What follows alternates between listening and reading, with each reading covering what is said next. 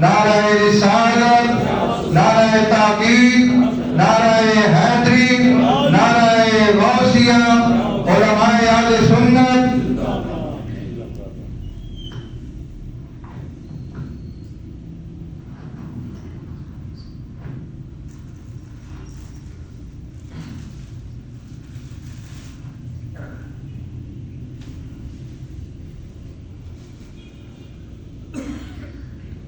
نحمده ونصلي على رسوله النبي الكريم الأمين.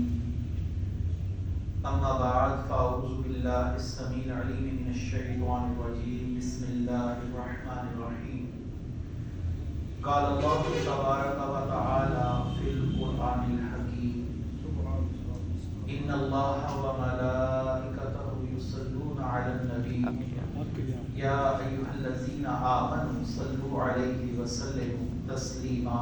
الصلاة والسلام عليك يا رسول الله، الصلاة والسلام عليك يا نبي الله، الصلاة والسلام عليك يا شفيع المذنبين، وعلى آلك وأصحابك يا رحمة للعالمين. اللہ تعالیٰ کی حمد و ثنا سرور کونین جان دو عالم وجہ تخلیق کائنات حضرت محمد مصطفیٰ صلی اللہ علیہ وسلم اور آپ کے جمیع آل و اصحاب کی بارگاہ ناز میں درود و سلام کے نذرانوں کے بعد انتہائی عزت اور احترام کے لائق صدر محفل مفتی صاحب دامت برکاتہ القدسیہ اور انتہائی محبت و شفقت فرمانے والی شخصیت خطیب مسجد حاضہ، احترام اور عزت کے لائق علامہ ایاز رضوی صاحب دامت برکاتہ العالیہ، دیگر معززین علاقہ، میرے دینی اور یقینی دوستوں، بزرگوں اور بھائیوں، سب سے پہلے تو میں علامہ ایاز رضوی صاحب اور آپ کے متعلقین جنہوں نے اس خوبصورت محفل کا انعقاد کیا، سب کو مبارکباد پیش کرتا ہوں کہ انتہائی خوبصورت موضوع کو منتخب کیا، اور میں ان کا شکریہ ادا کرتا ہوں کہ اس موضوع کے لیے انہوں نے اس فقیر کا انتخاب فرمایا۔ یہاں پر کچھ باتیں سمجھنا ضروری ہے، کیونکہ امام ابو حنیفہ رحمۃ اللہ علیہ کا معاملہ کوئی سطحی معاملہ نہیں ہے، ایک انتہائی علمی معاملہ ہے۔ تو اس مسئلے کو سمجھنے کے لیے کچھ مجھے علمی گفتگو کرنی پڑے گی، لیکن میں کوشش کرتا ہوں کہ آسان پیراہے میں آپ سے بات کر سکوں، آسان پیراہے میں بات کر سکوں۔ دیکھیے کہ قرآن کریم فرقان حمید میں اللہ تبارک و تعالیٰ نے ہمارے لیے بہت واضح طور پر عقائد اور احکام کو بیان فرمایا ہے، کسی قسم کا اشتباہ نہیں ہے، اور جو آیات مجمل ہیں، اجمالی ہیں، جن میں تفصیل نہیں ہے، تو ان کی تفصیل ہمیں رسول اللہ صلی اللہ علیہ وسلم کی احادیث سے ملتی ہے۔ مثلا کیا ہے؟ وَأَقِیمُوا الصَّلَاةَ، نماز قائم کرو۔ نماز کی تفصیلات کیا ہیں؟ کسی نماز کا وقت کیا ہے؟ نمازوں کی تعداد کیا ہے؟ اور کسی نماز کی کتنی رکعتیں ہیں؟ کون سی سنت موقدہ ہے؟ کون سی غیر موقدہ ہے؟ یہ تمام تفصیلات ہمیں رسول اللہ صلی اللہ علیہ وسلم کی احادیث مبارکہ سے ملتی ہیں۔ اس کا معنی یہ ہوا کہ ہمارے لیے بنیادی طور پر دو بڑے ماخذ ہیں، ایک قرآن ہے، ایک سنت رسول ہے۔ قرآن کی تشریحات رسول اللہ صلی اللہ علیہ وآلہ وسلم کی سنت سے ہم تک پہنچتی ہیں، کیونکہ ایک فتنہ انکار حدیث بھی میری نظر میں ہے کہ شروع ہو چکا ہے، اور میں اس کو اپنی بدقسمتی کہوں یا اس کو اپنے علماء کی کمزوری سمجھوں، جو بھی آپ اس کو نام دیں، کہ ہم بریلوی حضرات سے ہی یہ فتنہ شروع ہو رہا ہے۔ پہلے تو یہ ایک الگ سے فرقہ تصور کیا جاتا تھا، منکرین حدیث، کوئی اس کو چکڑالوی کہتا تھا، کوئی پرویزی کہتا تھا، ان کے چند مخصوص نام تھے، تمنا آبادی ہے، اور اس طرح امین احسن اصلاحی کو بھی اسی کھاتے میں شمار کیا جاتا تھا، جاوید احمد غامدی بھی اسی فکر کا ترجمان تھا۔ لیکن جب ہمیں اپنے عقائد و نظریات سے انحراف کرنا پڑے اور وہ عقائد نسل در نسل صدیوں سے اجماع امت کی صورت میں نصوص شریعہ کی صورت میں آگے آ رہے ہوں، تو ایسے نظریات سے انحراف کا ایک ہی طریقہ ہوتا ہے کہ آپ نصوص کا انکار کر جائیں. نصوص یعنی قرآن و سنت کا انکار کریں. اب جب ہم میں افضلیت صدیق اکبر رضی اللہ تعالیٰ کے عقیدے کے خلاف ایک فکر پیدا ہوئی تو اس کا کوئی اور حل نہیں تھا. ہم کیا کر سکتے ہیں؟ تو نتیجہ تن آہستہ آہستہ وہ احادیث جن میں صدیق اکبر کی عظمت اور افضلیت کا بیان ہے، ہم نے اس کا انکار شروع کر دیا. ہم نے کبھی بھی، میں مسجد میں ہوں، کبھی بھی جناب ابو طالب کے مسئلے کو نہیں چھوڑا. ہمارے بڑوں نے سمجھا اس مسئلے پر خاموشی رکھنی ہے. ہمیشہ ہم خاموشی رکھتے ہیں. ان کی رسول اللہ صلی اللہ علیہ وسلم سے محبت بہت تھی، لیکن جہاں تک دلائل کی بات ہے تو یہ مخالفین بھی جانتے ہیں کہ دلائل بہت کمی ہیں جو یہ ثابت نہیں ہونے دیتے کہ ان کا ایمان ثابت ہے. میں قرون اولیٰ کی اگر کتابوں پر چلا جاؤں، امام مالک رحمۃ اللہ علیہ وہ شخصیت ہیں کہ جو اس دور سے تعلق رکھتے ہیں جس دور میں تابعین جا بجا موجود تھے، اور ان شخصیات میں صحابہ کو براہ راست دیکھا ہوا تھا. تو امام مالک سے ایک مسئلہ پوچھا جا رہا ہے کہ کیا کوئی مسلمان کسی کافر کا وارث ہو سکتا ہے یا نہیں ہو سکتا. موطا امام مالک وہ کتاب ہے کہ امام مالک رحمۃ اللہ علیہ کی اس کتاب کو امام شافعی نے ایسے اٹھا کر کہا تھا کہ ہم سمجھتے ہیں قرآن کے بعد صحیح ترین کتاب یہی ہے. مسلمانوں میں اس کتاب کا یہ مقام ہے. اس وقت صحیح بخاری نہیں لکھی گئی تھی. تو اس کے اندر ایک بات ہے کہ دو غیر ملتوں کے لوگ ایک دوسرے کا وارث نہیں ہو سکتے. کافر مسلمان کا وارث نہیں ہو سکتا اور مسلمان کافر کا وارث نہیں ہو سکتا. یہ ایک فقہی مسئلہ ہے. اس پر دلیل کیا دے رہے ہیں امام مالک دلیل یہ لا رہے ہیں کہ امام زین العابدین، کون؟ امام حسین کے بیٹے جو کربلا سے واپس آئے، وہ فرماتے ہیں کیونکہ ابو طالب کی وراثت حضرت علی کو نہیں ملی تھی تو ثابت ہوا کہ کافر کی وراثت مسلمان کو نہیں ملتی. یہ بات کون کر رہا ہے؟ امام زین العابدین. لکھنے والے امام مالک ہیں. ہماری نظر میں دلائل ہیں سب، لیکن بڑوں نے سبق دیا کہ آپ خاموشی رکھیں، ان کا معاملہ اللہ کی بارگاہ میں چھوڑ دیں. میں رسول اللہ سے محبت. اب جب ان کا ایمان ثابت کرنے کے لیے ہمارے کچھ لوگوں نے کمر کسی تو نتیجہ تو انہیں امام مالک کی روایت کا انکار کرنا پڑا. ان کو مسند امام شافعی کی روایات کا انکار کرنا پڑا. ان کو امام بخاری کی روایات کا انکار کرنا پڑا. ان کو مسند ابو داؤد طیالسی کی روایات کا انکار کرنا پڑا. اور انہوں نے وہی باتیں کی جو منکرین حدیث کرتے ہیں کہ یہ احادیث محفوظ ہے، اس بات کی کیا گارنٹی ہے. تو بھائی یہ بات تو کل تک منکرین حدیث کہہ رہے تھے جو آج تم نے شروع کر دی ہے. اس کا مطلب یہ ہے کہ جن معاملات پر بڑوں نے خاموش رہنے کا کہا تو آپ خاموش رہتے تو آپ کے لیے بہتر ہوتا. جب آپ نے یہ مسئلہ کھول دیا ہے تو یقیناً انکار حدیث اپنے ساتھ بہت سے اور معاملات کو بھی لے آئے گا. پھر آپ کے لیے نمازوں کی رکعتیں اور زکوٰۃ کا حساب اور جانوروں کے حلال حرام ہونے کا جو ایک معیار ہے حدیث کے اندر، وہ سب کچھ تباہ و برباد ہو کے رہ جائے گا. یہ افسوس ہے کہ ہم نے سے شروع ہوا.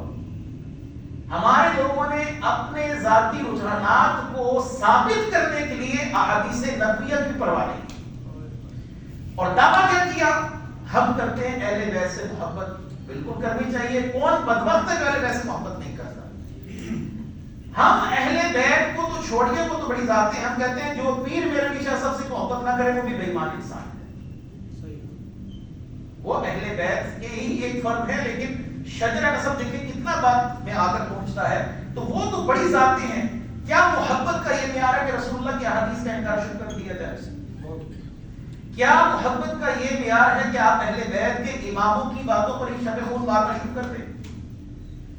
تو یہ ہمیں اس وقت ایک بہت بڑے مسئلے کا سامنا ہے. ابھی ہمارے لوگ نہیں سمجھ پا رہے، لیکن آئندہ 5 سے 10 سال کے بعد آپ کے لیے پریشانی یہ بن جائے گی کہ آپ نہیں وہ لوگ جو اس وقت اس نعرے کو لے کر چلے اہل بیت سے محبت کرتے ہیں، ان لوگوں نے ہی فتنہ انکار حدیث کو جنم دینا ہے.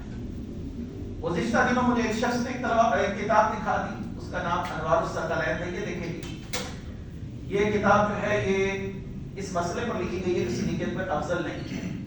ٹھیک ہے. جب میں نے اس کتاب کو کھولا تو اس میں مجھے جا بجا فتنہ انکار حدیث کی بو آنے لگی. ہر حدیث کا انکار کیا گیا. تو جب آپ نے اتنی جرأت کر لی کہ رسول اللہ کے سامنے کھڑے ہو گئے تو پھر باقی حدیث کا انکار کرنا کون سا مشکل رہ جائے گا؟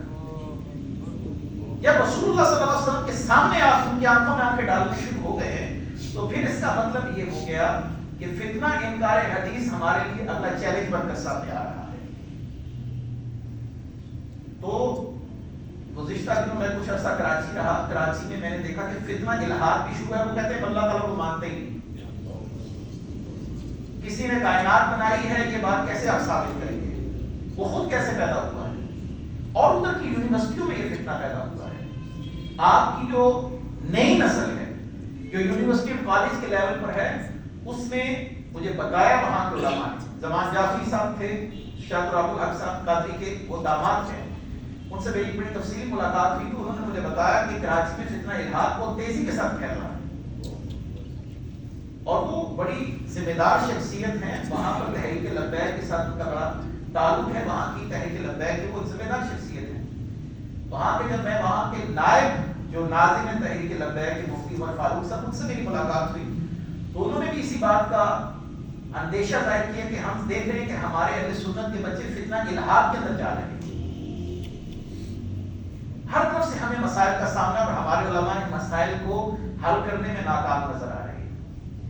انہی فتنوں میں ایک فتنہ ہے کہ قرآن کو خود سے پڑھو، حدیث کو خود سے پڑھ لو. ہمیں باتیں نہیں چاہیے، ہمیں کسی کی تکلیف نہیں چاہیے، ہمیں اولیاء صالحین کی اتباع سے کیا لینا دینا. ہم خود سمجھ لیں گے باتیں تو کوئی شے ہے ہی نہیں. یہ تقلید سے بغاوت سکھائی جا رہی ہے.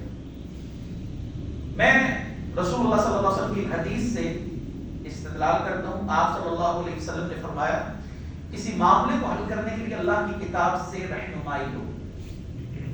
یا رسول اللہ صلی اللہ علیہ وسلم اگر وہاں سے رہنمائی نہ ملے، سنن نسائی کی روایت ہے تو آپ صلی اللہ علیہ وسلم نے فرمایا پھر میری سنت میں غور و فکر کرو، میرے عمل میں غور و فکر کرو، میرے قول میں اس مسئلے کا حل تلاش کرو. یا رسول اللہ صلی اللہ علیہ وسلم اگر حدیث میں بھی نہ ملے تو آپ نے فرمایا وَإِن كُنْتَ سَائِلًا لَبُدَّ فَاسْأَلِ الصَّالِحِينَ. اگر اس مسئلے کا حل تمہیں ان دونوں شرعی ماخذوں سے نہ ملے تو پھر دیکھو کہ اللہ والے کیا عمل کرتے تم ایسا عمل کر لیا. سبحان اللہ. کیا رسول اللہ صلی اللہ علیہ وسلم کی یہ حدیث ہمیں بتا رہی ہے کہ اسلام میں قرآن کا بھی مقام ہے، حدیث کا بھی مقام ہے اور اہل علم صالحین کا بھی مقام ہے؟ رسول اللہ صلی اللہ علیہ وسلم نے کیا فرمایا تم کس کے عمل پر غور کر لو؟ صالحین کے عمل کو دیکھو وہ کیا کرتے ہیں. جب آپ نماز پڑھتے تو آپ کیا کہتے ہیں اہدنا الصراط المستقیم صراط الذین انعمت علیہم. یا اللہ ہمیں اپنے محبوب امام یافتہ لوگوں کے راستے پر چلا. آپ ادھر کیوں نہیں کہتے بابے کچھ ہے کچھ نہیں؟ آپ ادھر ہاتھ باندھ کر اللہ سے کیا دعا کر رہے ہیں؟ ہر نماز میں ہر رکعت میں نماز کی دعا کریں یا اللہ انعام یافتہ لوگوں کے راستے پر چلا. انعام یافتہ کون سے ہیں؟ انبیاء ہیں، صدیقین ہیں، شہداء ہیں اور صالحین ہیں. جن کو بابے کا اقرار کیا جاتا ہے وہ صالحین انعام یافتہ لوگوں کا چوتھا طبقہ ہے. اور ایک طرف فکر ہے ہمیں کسی کو نہیں مانا، ہم خود قرآن پڑھیں گے، خود حدیث پڑھیں گے. پھر ایک شخص آ جاتا ہے کہ بابے تو شاید کوئی نہیں، میں بخاری سے آج ایک ایسی روایت پڑھوں گا جو آپ سنیں گے پریشان ہو جائیں گے. تو بھائی بخاری شریف، مسلم شریف، سنن ترمذی، ابن ماجہ، کوئی بھی حدیث کی کتاب ہو، ہم احادیث کے منکر نہیں، لیکن حدیث کو قبول کرنے کا کچھ ضابطہ اور قاعدہ ہوتا ہے. ہو سکتا ہے کہ وہ حدیث رسول اللہ صلی اللہ علیہ وسلم کی منسوخ ہو چکی ہو. میں ایک مثال دیتا ہوں. رسول اللہ صلی اللہ علیہ وآلہ وسلم نے فرمایا میں تمہیں پہلے قبروں پر جانے سے منع کرتا تھا، اب چلے جایا کرو. مشہور حدیث ہے، علماء جانتے ہیں، صحیح مسلم کی حدیث ہے فَزُورُهَا وَلَا تَزِدْكُمْ زِيَارَتُهَا خَيْرًا، کہ جب میں تم پہلے منع کرتا تھا اب تم اسلام کو سمجھ چکے ہو، اسلام کا مزاج، تو لہٰذا تم قبروں پر چلے جایا کرو. اب ایک شخص نے ایک حدیث پڑھ لی، رسول اللہ صلی اللہ علیہ وسلم نے منع کیا ہے، اور منسوخیت کا اس کے علم میں ہے ہی نہیں، تو ایسا شخص شریعت پر کیا عمل کرے گا؟ تو یقیناً ہمیں ایسے افراد کے پیچھے چلنا ہے جو قرآن کی تشریحات، تعبیرات، لغت عربی کے اندر مہارت رکھتے ہوں، احادیث کے ناسخ اور منسوخ کا علم رکھتے ہوں، وجوہ ترجیحات سمجھتے ہوں۔ جب دو حدیثیں آپس میں ٹکرا جائیں، رسول اللہ صلی اللہ علیہ وسلم کی ایک حدیث دوسری حدیث کے سامنے آ کر کھڑی ہو جائے، تو ایک حدیث کو ہم نے کس بنا پر ترک کرنا ہے اور کس بنا پر دوسری کو قبول کرنا ہے، اس کے لیے علامہ عراقی نے التقیید والعداد کے اندر 110 قوانین بیان فرمائے۔ میں آپ کے سامنے ایک بات کر دوں، ایک غیر مقلد، ہم خود قرآن پڑھ لیتے ہیں، خود حدیث پڑھ لیتے ہیں، ہمیں کسی کی کیا ضرورت ہے تقلید کرنے کی؟ میں کہا ٹھیک ہے، آپ بھولنا چاہیے۔ صحیح مسلم کی ایک حدیث ہے انما الماء من الماء، پانی سے پانی ہوتا ہے۔ رسول اللہ کی اس حدیث کا مطلب کیا ہے؟ سوچنے پڑ گیا کہ اب اس حدیث کا مطلب کیا ہے؟ آپ بھی خود براہ راست مجھ سے سن رہے ہیں صحیح مسلم کی حدیث، کیا آپ نے کوئی مطلب جانتے ہیں اس حدیث کا مطلب کیا ہے؟ نہیں جانتا، تو آپ کو کسی اہل علم کی تقلید کرنی پڑے گی، کسی علم والے کی طرف آنا پڑے گا، اس سے پوچھنا پڑے گا کہ اس حدیث کا معنی کیا ہے؟ انما الماء من الماء، پانی سے پانی ہوتا ہے، بتائیے اس کا معنی کیا ہے؟ اس کے تو آپ پاؤں کھول گئے۔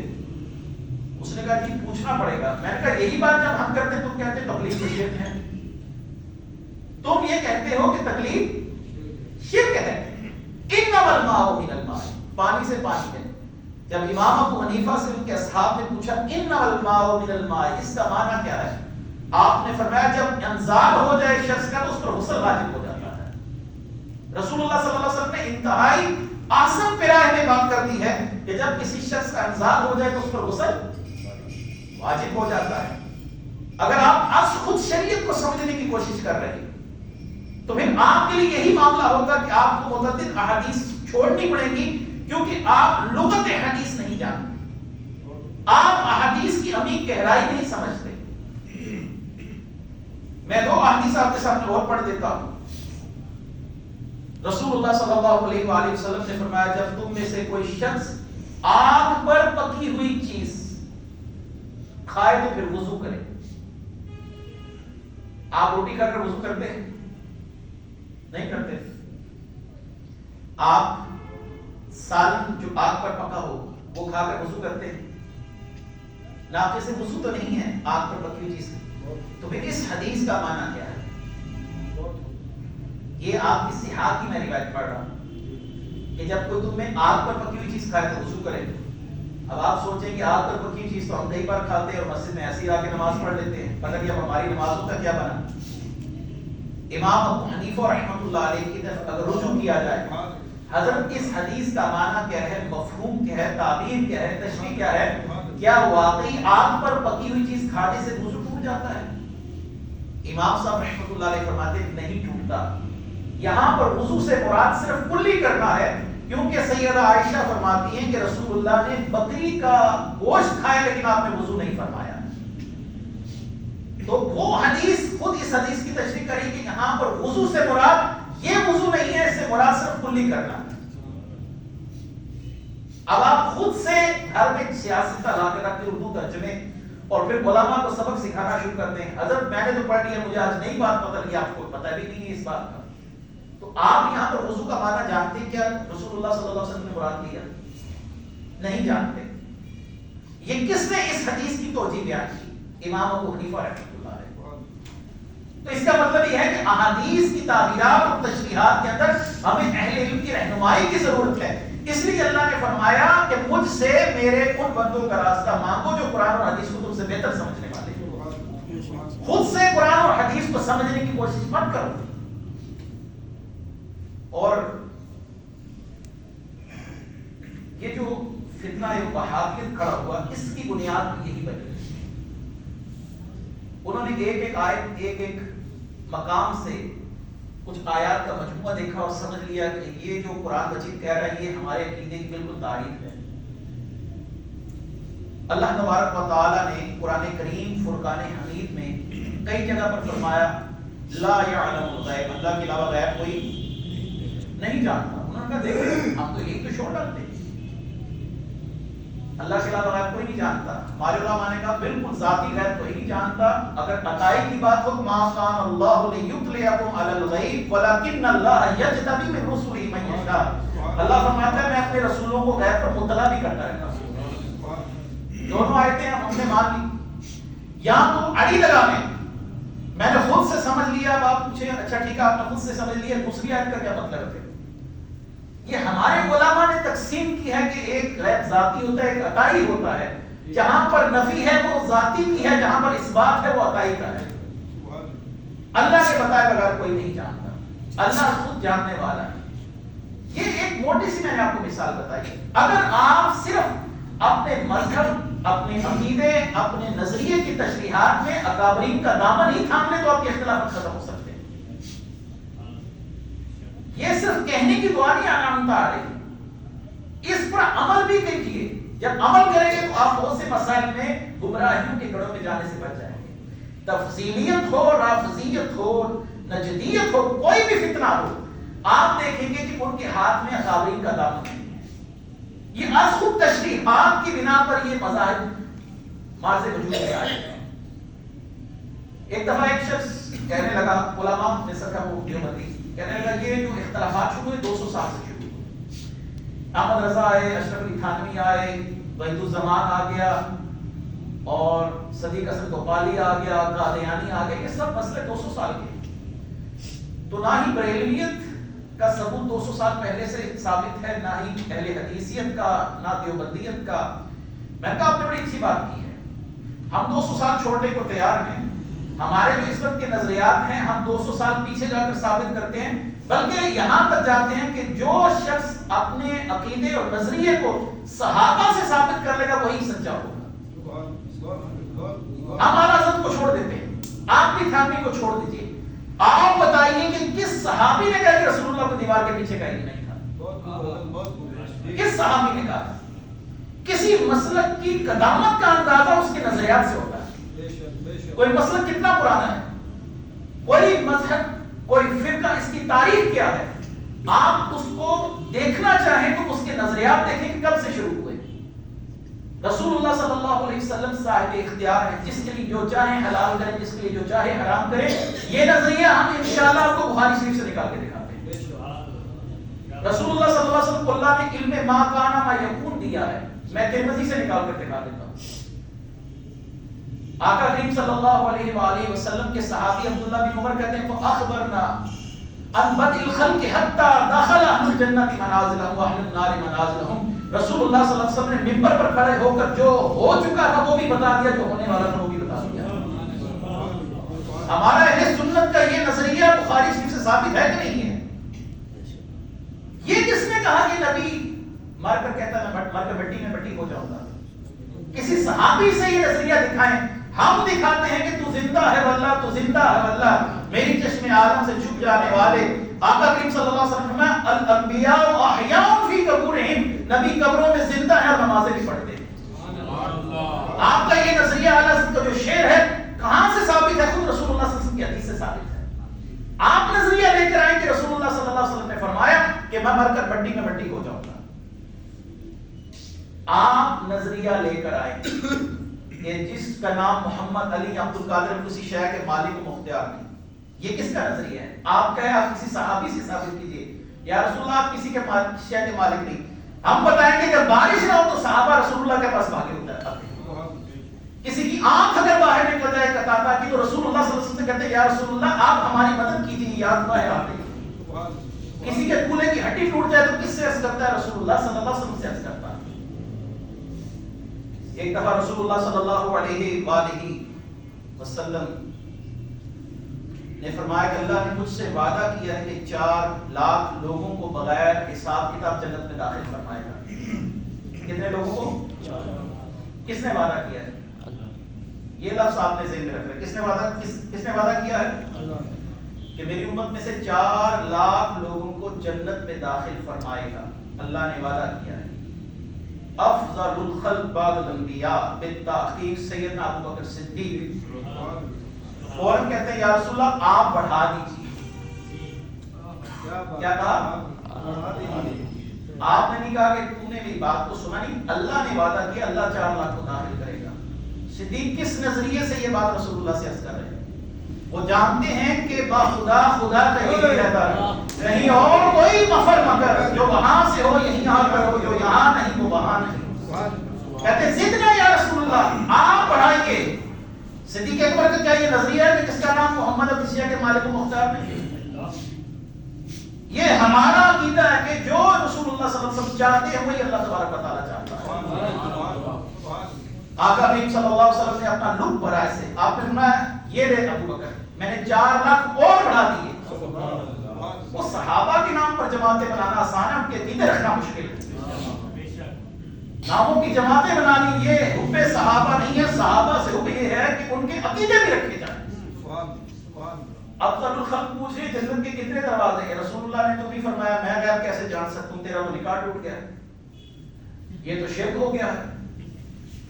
یا رسول اللہ جنت کے کتنے دروازے؟ بخاری شریف آپ نے فرمایا 8 دروازے۔ پھر پوچھا یا رسول اللہ ان دروازوں میں سے کون کون اندر جائے گا؟ رسول اللہ صلی اللہ علیہ وسلم نے فرمایا فلاں دروازے سے فلاں جائے گا، فلاں سے فلاں جائے گا۔ میں اختصار سے حدیث پڑھ رہا ہوں، علماء تو جانتے ہیں اس حدیث کو تفصیل سے۔ تو صدیق اکبر نے پوچھا یا رسول اللہ صلی اللہ علیہ وسلم کوئی ایسا بھی ہے جو 8 دروازوں سے اندر جا سکتا ہے؟ آپ کو اپنے عمل پتہ ہے کہ اللہ نے قبول کیے یا نہیں کیے؟ کوئی کڑا ہو کے کہہ سکتا ہے میرے عمل اللہ کی بارگاہ میں قبول ہو چکے ہیں؟ صدیق اکبر کس نظریے سے رسول اللہ سے پوچھے ہیں کہ یا رسول اللہ آپ کی امت میں کوئی ایسا بھی ہے جس کے جس کے اعمال کو اللہ نے اتنی مقبولیت دی ہو کہ 8 دروازوں سے جا سکتا ہو؟ رسول اللہ صلی اللہ علیہ وسلم وارجو ان تکون منہم، میں ابو بکر وہ تیری ذات ہے۔ بخاری شریف کی روایت پڑھا رسول اللہ صلی اللہ علیہ وسلم نے تو نہیں فرمایا کسی کو اپنے عملوں کا نہیں پتا، میں اپنی امت کے عمل کیسے جان سکتا ہوں؟ میں نے دنیا سے جانا ہے، پھر اس کے بعد نیک لوگ آئیں گے برے لوگ آئیں گے، مجھے کیا پتا؟ میں غیب کیسے جان سکتا ہوں؟ آپ صلی اللہ علیہ وسلم نے فرمایا اے ابو بکر وہ تو ہے۔ اب بتائیے رسول اللہ نے سچ فرمایا کہ یہ بات جھوٹ ہے؟ حضرت ابو ہریرہ جب بھی حدیث بیان کرتے تو کہا کرتے تھے صادق اور مصدوق نبی نے فرمایا۔ کس نبی نے فرمایا؟ اور یہ حدیث بیان کرنے والے ابو بکر صدیق ہیں۔ اچھا ادھر ایک مزے کی بات کر کے میں گفتگو کو ختم کرتا ہوں کہ حضرت علی رضی اللہ تعالیٰ عنہ جب کسی شخص سے حدیث رسول سنتے، اب آپ کو پتہ ہے صدیق ہے کون، اس کی صدیقیت کہتے ہیں کس کو ہے؟ یہ مسند حمیدی کی روایت پڑھ رہا ہوں، حمیدی امام بخاری کے استاد ہیں اور حدیث کا نمبر 5 ہے، شروع میں یہ حدیث موجود ہے۔